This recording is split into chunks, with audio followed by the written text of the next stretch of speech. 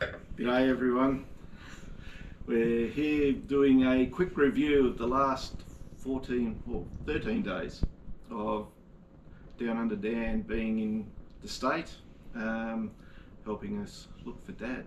So got a few thank yous, a few shout outs for a few people, and yeah, so we thought we'd just do a review of what's been going on and what we plan to do in the future. What would you like to add? Yeah, look, we've now spent 3 weeks in total down here. We've spent a lot of time. At the beginning of this trip, I said to Jason, mate, yes, we'd love to find your dad on this trip, but we have so many areas that we want to clear. So they're logical boat ramps and entry points into the water that we can actually rule off. Because once we start ruling off some of these bigger bodies of water, we can then focus our search areas. Now that was my main goal on this one. We did find a couple of vehicles on this trip, and there's one particular vehicle we've got to go back to, and we'll talk a little bit later about why we didn't dive on that in this particular trip. Yep.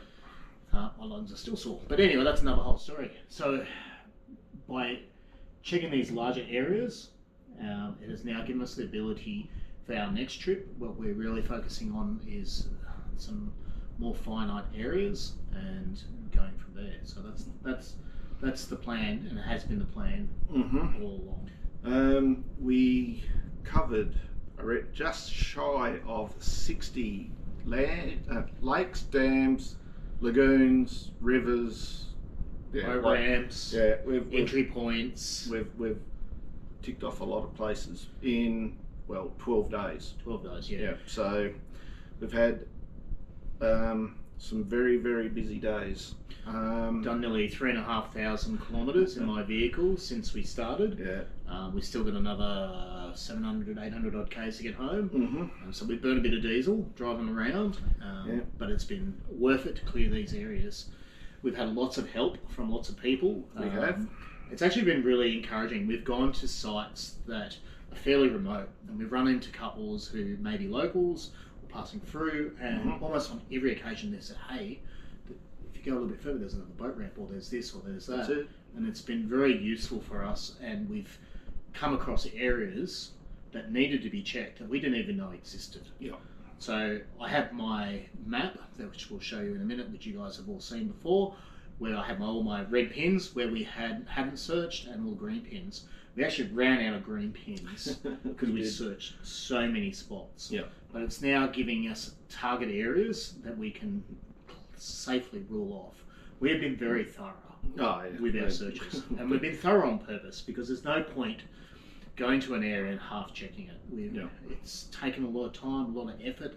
He said over 60 areas that we've searched, putting the kayak up and down off the roof, putting the boat up and down the roof, putting all the gear in. You guys don't get to see any of that. You don't get to see the effort just to put one device in the water. It's a lot of effort. You know, the batteries are heavy. We've got to go down. We're getting it in the water, getting it out of the water, and you've got the wind pushing against us. It's been some challenging weather. We've had snow, we've had wind, we've had rain. Did we have sun? No. A little bit. If we did, I don't remember. We had lots of rainbows. So lots of rainbows. And look, everyone we've come across have just been such a great support. We've been in the street and people have noticed us and said, hey, good luck with you looking for your dad. And they've been really, really supportive. And by you guys sharing these videos, watching my YouTube videos, commenting on them, and being more aware and sharing it with people, that means other people are becoming aware of the situation. That might trigger some memories, and that's where we've had a couple of cases where even from last time when we came down, we've searched new areas. That's it. And while we're down here, we've had other people like him who have said, okay, I want you to check this area because I've got a strong feeling about it, or it's an area, and we've done that and we've cleared those areas, and it's been really good to get that feedback from other people. So it makes it a lot easier, especially when you've got some locals that know the area. So it's made a few days a little bit easier for us, knowing where to go and where not to go. Absolutely. Like, I'm not from this state at all. Apart from in February, it was 20 years since I'd last been here. Like, that's a long time. Not that Tassie's changed very much in that 20 years, I've got to say, but it's still a long time.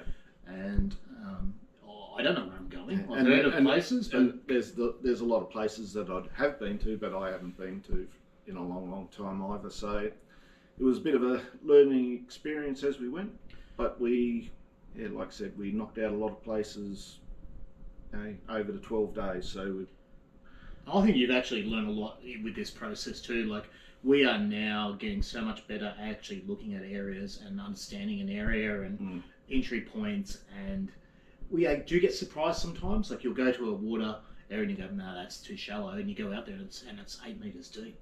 It's crazy. It's like little tiered lagoon. It was 14 meters deep, and it was supposed to be a lagoon and shallow. So, and there was a fence line at 7 meters underwater. Deep. So it's crazy. Obviously, the fluctuations in water levels are a big thing here in Tassie. A lot of these dams feed into other dams, and they drain them and all that kind of stuff. And we've seen that with the dams around the highlands. Some of them are crazy low. And some of them are full. We've learnt a lot, and we've cleared a lot of areas. So it's been really good. We've got a lot of work ahead of us still. Don't get us wrong. But every ramp of those 60 spots, every spot we've checked, is now reducing it to narrowing down the search. Because we can say, on hand on our heart, every single spot we've checked, we have cleared. 100%. We've got one car that we've not identified yet. We went to the effort of pulling out the Subaru that we found on last time, and I'm 100% confident now that that other vehicle, the mystery vehicle that we dove on, it's like a really small truck, Hilux. The tyres were like massive 13, 14 inch tyres, like they're really old school tyres. Little Camry, not a hope. Unfortunately, when we did try and lift that one out, and you guys will see on the video, just pulled it apart. So it was it's just no way that's I think I did a live feed and showed basically what we pulled off the car. Look, I'm hoping you guys will take the time to watch the YouTube videos, not just because they're my YouTube videos and I take a bit of pride in them, but you'll get to see this story that we've had for the last 2 weeks.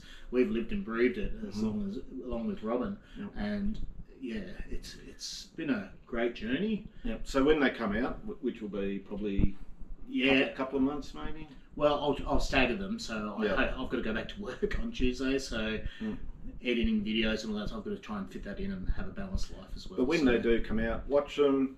There's some Jason will put links in your Facebook. There'll be great footage, underwater footage as well, which is always interesting to see. So watch, comment, like, subscribe to his channel. It all helps him. And that helping me gets me to help you come back here. And that's what it's about. I'm not out in this to make any money, that's for sure.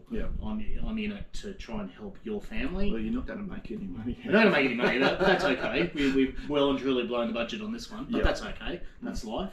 It's a well-worthy cause that my wife and I really believe in, and we are committed to help your family and the community of Tassie, because it's not just your family, it's by removing some of these vehicles out of the water, it's cleaning the environment.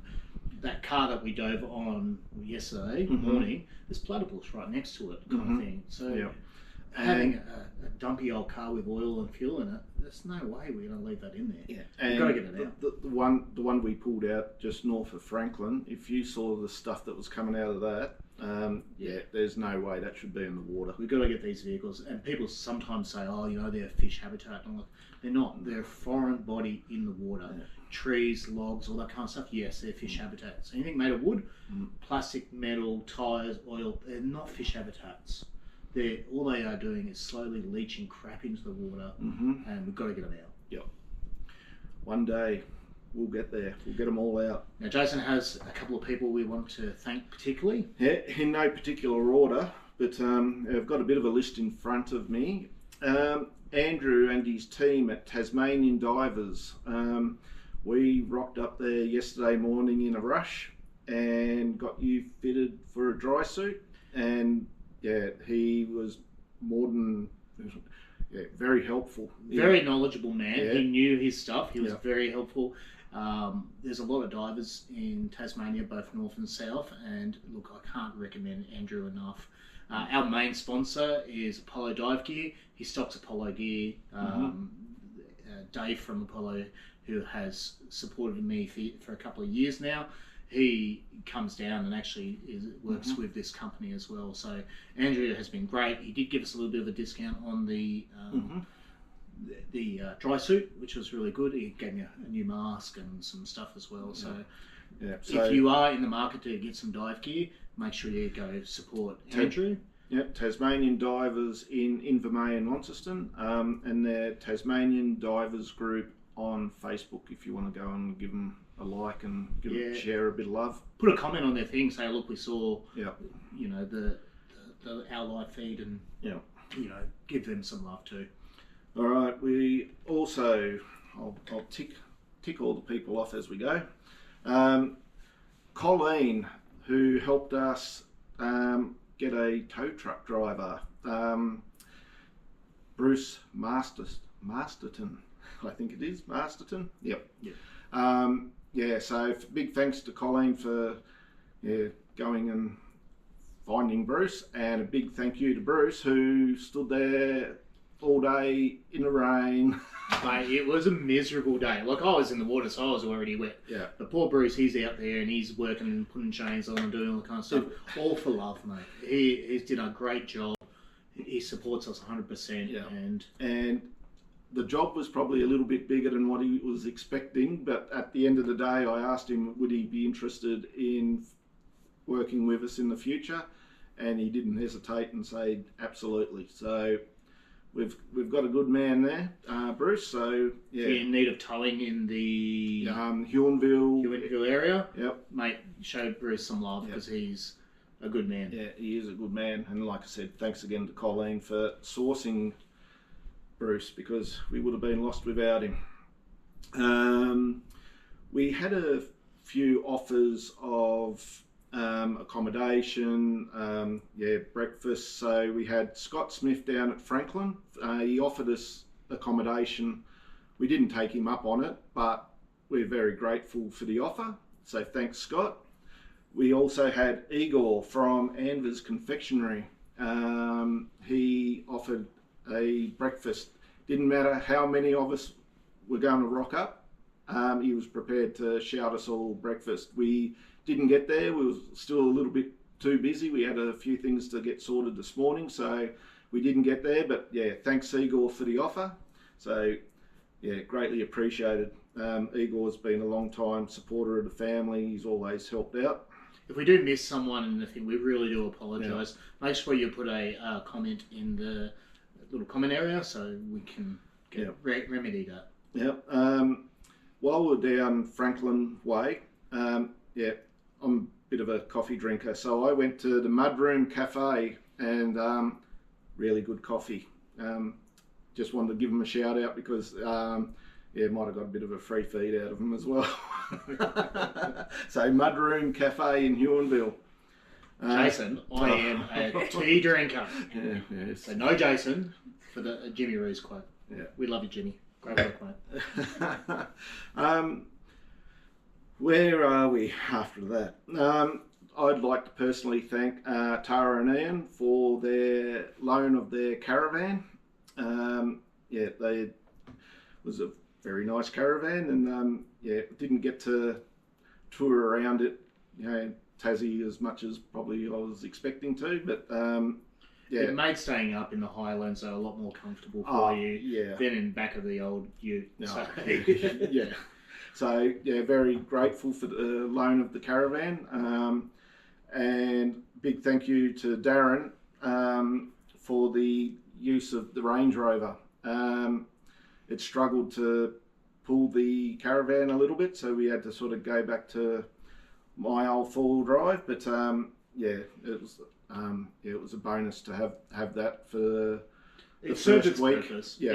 For what we did and where the locations we're in, it really served its purpose. Yep. We managed to work around it that's it. everywhere else, so yep. that was... Yeah. We couldn't have done it without it. No, we couldn't have done it without it. So thanks to Tara and Ian and Darren. We got two people either side that you can't see. Our partners, Margie and Robyn. Thank you, because, you got to put up with us. So that's... Well, I'm much easier to put up than you, Jason. Yeah. Like, I'm pretty easygoing. You're a bit, yeah. Look, we've been working together for 3 weeks now, so a bit of playful banter. So the Australian way, it's not disrespectful to anyone. A lot of people say, you've got to be very serious, and we do take this extremely serious. I put my life on the line for this, but you still got to have a bit of fun, as maybe dark as that may seem to some people. You've got to put a smile on your face. You've got to be positive. You've got to be looking forward, and that's what we've been doing. Yeah, but you got to have a laugh. You go crazy otherwise. Crazier. Yeah, crazier. Right, we've got a couple of other people to shout out. We've got Kim, who was down at the Mersey River yesterday. She watched the footage of the drone that we posted of the drones on the bridle track, and she noticed something in the water, and she basically came down and put us where she thought there might have been something in the water. And bless her little cotton socks, she came down, she carried some of her equipment down to the water's edge. That's it. She wasn't just talk, she actually got into it, and that speaks volumes to me. Yeah, so we're very grateful that she watched the video and took the time to contact us when she thought that there was something in the water. Yeah. It allowed us to clear a new area. That's it. Just another place that got ticked off, and we move on. Next was Leonie, which is an old family friend from many years ago. Met us down at Gravelly Beach. Gravelly. Gravelly is a little bit more trendy than Gravelly. Gravelly. Gravelly sounds better. Gravelly. Sorry if I'm offending anyway. you. So thanks for coming down, because we did get noticed a few times while we're on our journey through the state, so it's always nice to say hello to everyone. We also we mentioned it before, just the people that the locals on the boat ramps, always happy to give information, to help us out. They were more than helpful, and we met lots of people. And even just getting that supportive kind of comments, and it helps us. Like, we're only human. It's not we're doing this for praise or anything else. We know why Jason's doing it, but we're doing this. It's great to get your support. Those who have been so very generous with financial support, but even just commenting on the channels and the different media. It helps us keep going. And well, that's it, and gets the word out there, which is good, because the more people that know about Dad being missing, the next person that subscribes to our Facebook, or they might have some information that might be vital. So, and we hope that no one will ever be in this position. But if you have a family out there who is in a similar position, by joining this Adventures with Purpose worldwide movement now, it actually is allowing us to be a resource that will go that little bit extra. Our emergency services have got limited resources, limited time, all those kind of things. So it's easy to stand back and be critical, but they've got to work within their boundaries. Yep. Where we come in, we haven't really got too many boundaries. We've got a few safety ones we've got to follow, of course. But we have a lot more flexibility, and we can go up a little creek because someone thought they saw something, or whereas emergency services are never going to do that. No. They just don't have the time or resources to do that. Right. Next one, MPAN, Missing Persons Advocacy Network, been a great help to us. They've fitted us out with some clothing, and just Lauren and her team at MPAN, have basically made a lot of things happen for us this time around. So we're very grateful for their support. If you want to go to Missing Persons Advocacy Network on Facebook, give them a like, because without them, we I think they were created in 2013, something around that time frame. Yep. So they give a great support to families of missing persons, because sadly, in Australia, there's many people who go missing. Worldwide, it's astonishing how many people go missing. But we do have a lot of people who go missing in Australia, and it's those who are left behind. You know, it's the families who don't know what's happened. It's all that wondering, and you're drawing these kind of conclusions without any real evidence behind it. And that's just, I can't even be. I've been working with Jason for the last 3 weeks. I can't even begin to imagine what that does to someone and the pressure that puts on them. This group supports Jason and other people who are out there who have had missing persons go missing or in the future do. This group will support you and put you in touch with other people who have experienced the same, because just talking about it sometimes really helps. Yeah, and and to use a resource like that, it helps so much, because you do a lot of running around, and they've made it very easy. All right, we've mentioned about your YouTube. Do you want to give yourself a bit of a plug? So, for those who don't know, Down on the Dan Diving is my YouTube channel. I have a second channel just with little quirky stuff, but you can go to the About page and join that if you wish. The main page is for missing persons, which I am trying to focus on. I'm heading off to the States in October to join Adventures with Purpose in the US, spending a month with them to get some training, to hopefully come back and apply that thing in my searching for Nick. So the videos that we do, every time you view them, every time you comment on them, like them, all those kind of things really help me. You get like ½ a cent per view kind of thing, so it's certainly not making any money out of it, but it helps. It's bringing awareness too, Yep. so then I can then help the next family. Yep. My wife and I, we've travelled to Caboolture looking for missing persons. We've gone to Dubbo, we've come to Tassie twice now. We're happy to go where people need us. People just need to know about us. Yeah, that's it. And sharing the videos, watching them, that's it. The more they get viewed, the more chance we can actually help people. That's it. I'd also like to thank everyone that has commented, shared all the footage that I've posted on the Facebook page over the last 12 or even more days. Posted all your videos from the last time you were down. So everyone that's watched them, shared everything that we've posted in the last 2 weeks. The good thing about the videos is you also see a lot of the background stuff that you wouldn't normally see. Obviously, we give you a 2-3 minute kind of update every day, but there's a much bigger story going on. And some of the scenery is really quite nice. And the experience and just learning about the topography underneath the water is, I find very fascinating. And just different shapes and learning all that. It's entertaining. Yeah, and there's lots of photos that I'll post, and you'll get a bit of an idea where we've been. And should we go through the map at all? Once you've done that, we'll go through the map and just talk quickly about our plans for the future. I've basically only got one last thank you, and that's to the wildlife of Tasmania. Crazy man here chased after a Tassie devil through the bush. He wouldn't come and say hello to me though, but I got a little bit of a video and I'll put that up on my other channel for you guys. And we were surrounded by platypus yesterday on the Mersey River, which was awesome because you don't see too many. Now we get platypus up where we live, but they're rare as rock and horse teeth. They're really hard to see, and to get them on film is just almost unheard of. I've tried to get them on film, no chance.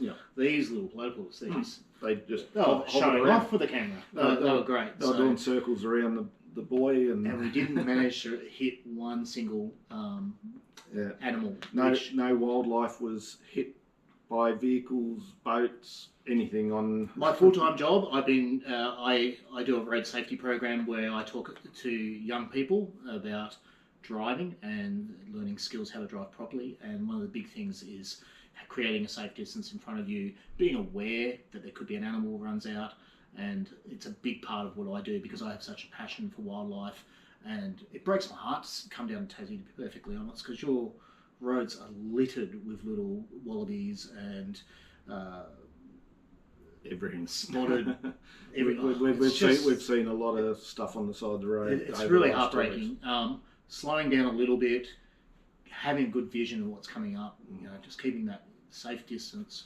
I'm punching into the kids' heads all the time. You got to have that safe distance, and that just saves our life. You guys don't know how lucky you are down here in Tassie. You've got some of the most unique and beautiful animals, and unfortunately, like the Tassie Devil, they're really hard to see. You're a big fan of my driving, aren't you? Most of the time. Most of the time. Yeah. No disclosures, no penalties. Yeah, sorry about that. Right, so that's pretty much all the thank yous and everything out of the way. I don't know how we're going to... So I'd suggest you just hold your camera and we'll talk about the different areas. All right. I'll jump on the other side of the table. I don't know how this is going to work.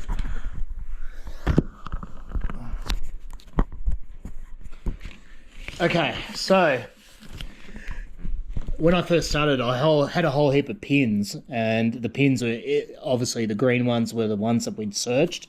Most of them were down here. The red ones are the ones that we hadn't. We've since this afternoon sat down and started looking at our plan for the next kind of trip down.